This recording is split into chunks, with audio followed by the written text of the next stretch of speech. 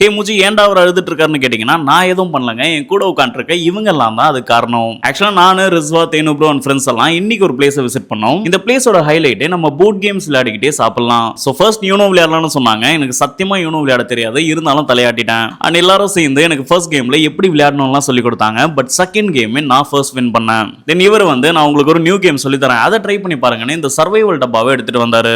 இந்த கேம் எப்படின்னு மண்டையில ஏத்திக்கவே ரொம்ப நேரம் ஆகும் போல. ஸோ அரை மணி நேரத்துக்கும் மேல அவர் எங்களுக்கு பொறுமையா எக்ஸ்பிளைன் பண்ணிட்டு இருந்தாரு. கொஞ்சம் கொஞ்சமா எங்களுக்கும் அந்த கேம் புரிய ஆரம்பிச்சது. அவரும் கூடவே நின்று ஃபர்ஸ்ட் கேம் நாங்க ஆடுற வரைக்கும் சொல்லி கொடுத்துட்டு இருந்தாரு. ஆரம்பிச்ச ஃபர்ஸ்ட் கேமும் முடிக்கல, அதுக்குள்ள என் கூட வந்து தேனு ப்ரோ ருஸ்வாலாம் இல்ல இந்த கேம் போர் அடிக்குது, நம்ம திரும்ப யூனோவே விளையாடலாம் அப்படின்னு சொல்ல ஆரம்பிச்சிட்டாங்க. அரை மணி நேரம் பொறுமையா உட்கார்ந்து சொல்லி கொடுத்த அவரு திரும்ப யூனோ எடுத்துட்டு வாங்க நான் அதே விளையாடணும்னு சொன்னா அவரோட மைண்ட் செட் எப்படி இருக்கும், கிட்டத்தட்ட கண் கலங்கிட்டாரு அவரு.